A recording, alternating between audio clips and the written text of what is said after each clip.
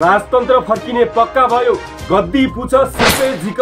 भर्खरै मात्र पहुँचमा आएका मोबाइल र ल्यान्डलाइनका फोनहरूका लाइन काटिदिए, नेट इन्टरनेट बन्द गरिदिए, नेपाली प्रेसहरू बन्द गरिदिए। हुतिहारा राजतन्त्र किन चाहियो, केका लागि चाहियो, कसलाई चाहियो, कहिलेसम्म चाहियो? राजा र राजतन्त्र पुनर्बहाली हुन सक्ने सम्भावना कतै देखिँदैन। काठमाडौँ जस्तो व्यस्त शहरमा 5-5 घण्टा चक्का जाम गरेर के नाटक गरे? नेपाल र नेपाली जनताहरूको मन जित्न राजाले कहिले पनि सकेका थिएनन्। यति बेला राजावादी दलहरू र तिनका भातृ संगठनहरू हाम्रो राजा हाम्रो देश प्राणभन्दा प्यारो छ, राजा आऊ देश बचाऊ भन्दै सडकमा पानी बिनाको माछा जसरी छटपटाइरहेका छन्। आइतबार पोखराबाट फर्किएका पूर्व राजा ज्ञानेन्द्रको स्वागत गर्न देखिएको भिडले राजतन्त्र फर्किने पक्का भयो। गद्दी पुछ सिर्पे झिक। अब राजा नारायण नीति राजदरबार छिर्न मात्रै बाँकी छ भन्दै बहस गर्नेहरूको लाइन निकै परसम्म देखिन्छ। राजा र राजतन्त्रको शासन नभोगेका पुस्ताहरूको प्रदर्शनमा बाक्लो जमात देखेपछि राजावादी दल र राजावादी जनताहरू आशावादी नहुने त कुरै भएन।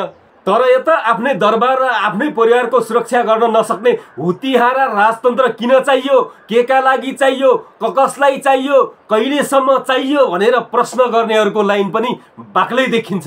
दर्शकवृन्द नमस्कार। आजको यी एपिसोडमा हाम्रो देशमा पुनः राजतन्त्र फर्कन कतिको सम्भव छ त? राजावादी दलहरूले राजालाई के राजगद्दीमा बसाएरै छाड्लान् त?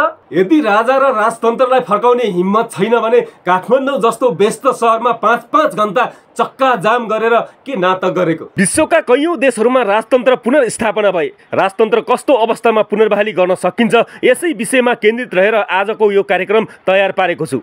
यो एपिसोड पहिलो भएको कारण मबाट थुप्रै त्रुटि भएका होलान्। कार्यक्रम अन्तिमसम्म सुनेर मेरा कमी कमजोरीहरूलाई कमेन्ट बक्समा उल्लेख गरिदिनु होला भन्दै कार्यक्रम अगाडि बढाउने अनुमति चाहन्छु। राजाप्रति प्रजाको जनविश्वास, राष्ट्रको आवश्यकता, अन्तर्राष्ट्रिय कूटनीति, आफ्नो लोकप्रियता र जनताको मन जित्न राजाले गर्ने निरन्तर प्रयासले विश्वका कतिपय देशहरूमा राजा पुनः राजगद्दीमा फर्केका उदाहरणहरू प्रशस्तै देख्न र सुन्न सकिन्छ। जस्तै कम्बोडियामा कम्युनिस्टहरूलाई उचालेर अमेरिकाले राजतन्त्र डाल्यो, लाखौं जनतालाई राजा धर्म र संस्कृतिको समर्थक भन्दै निर्ममपूर्वक हत्या गरी वर्षौंसम्म आतंक फैलायो। तर जनताको साथ, सहयोग र समर्थनले सन् 1993 मा राजसंस्था पुनर्बहाली गरियो। इथियोपियाका राजा हेली सेलासीले इटालीको हस्तक्षेप विरुद्ध विद्रोह गर्दा सन् 1936 मा राजगद्दी गुमाउनु पर्यो। तर जनताले उनीप्रति गर्ने विश्वासका कारण सन् 1941 मा पुनः राजतन्त्र फर्कियो। सन् 1949 मा ब्रिटेनका राजा चार्ल्सलाई राष्ट्रद्रोही भन्दै गणतन्त्रवादीहरूले निर्ममपूर्वक हत्या गरी गणतन्त्र स्थापना गरे। तर गणतन्त्र स्थापना भएको 11 वर्ष नबित्दै पुनः राजतन्त्र फर्कियो। स्पेनमा पनि गणतन्त्रको रहर गर्दै राजतन्त्र फ्याँकियो। अनन्त देश गृहयुद्धको दलदलमा फस्यो। लाखौं जनताहरूले अकालमै ज्यान गुमाउनु पर्यो। अन्त्यमा हुआ कार्लोसलाई राजगद्दीमा राखेर राजतन्त्र पुनर्बहाली भएको घोषणा स्पेनका जनरलले नै सार्वजनिक गर्नु पर्यो। यी लगायत विश्वका थुप्रै देशहरूमा राजा र राजतन्त्र पुनर्बहाली भएको र हुन सक्ने सम्भावना भने नभएको होइन। तर नेपालमा भने राजा र राजतन्त्र पुनर्बहाली हुन सक्ने सम्भावना कहीँ कतै देखिँदैन। किनभने 2058 जेठ 19 गते दरबार हत्याकाण्डमा राजा वीरेन्द्रको मृत्यु भएपछि महेन्द्रका माइला छोरा ज्ञानेन्द्रले दोस्रो पटक राजगद्दी सम्हालेका थिए। ज्ञानेन्द्र राजा भएको केही दिनमै तत्कालीन प्रधानमन्त्री शेरबहादुर देउवालाई प्रधानमन्त्री पदबाट निलम्बित गरी राज्य शक्ति आफ्नो हातमा लिएका थिए। त्यसपछिका 3 वर्षमा लोकेन्द्र बहादुर चन्द, सूर्यबहादुर थापा र पुनः शेरबहादुर देउवा गरी 3 जना प्रधानमन्त्रीहरू फेरबदल गरे। यो 3 वर्षको बीचमा उनले थुप्रै पटक संसद पनि विघटन गरेका थिए। प्रधानमन्त्रीको पदमा बसेर कुनै काम गर्न नसक्ने असक्षम मन्त्री भएको घोषणा गर्दै देउवालाई पुनः मन्त्री पदबाट निलम्बित गरे। त्यसको केही दिनमै आफ्नै अध्यक्षतामा मन्त्री परिषदको गठन गरे। त्यसपछि भने राजा ज्ञानेन्द्रले एकपछि अर्को गल्ती गर्दै गए।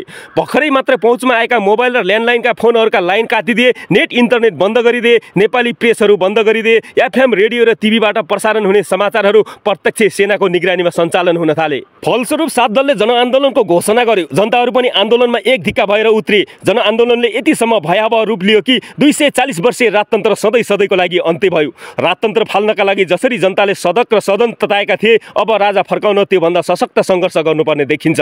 किनभने आफ्नो राजकीय कार्यकालमा केही राजनीतिक दलहरू र ती दलका भातृ सङ्गठनहरूको भन्दा नेपाल र नेपाली जनताहरूको मन जित्न राजाले कहिले पनि सकेका थिएनन्। त्यसैले यो देशमा एउटा सशक्त, निडर, जवाबदेही र जनताको आवाजलाई सुनेर सम्बोधन गर्ने लिडर चाहिएको हो। चाहे त्यो राजतन्त्र पत्तिको होस्, चाहे गणतन्त्र पक्षको होस्। नेपाली जनताले चाहेको नेता कार्यकर्ता परिवर्तन गर्न हो, देशको अवस्था परिवर्तन गर्न हो, तर व्यवस्था परिवर्तन गर्न कदापि होइन।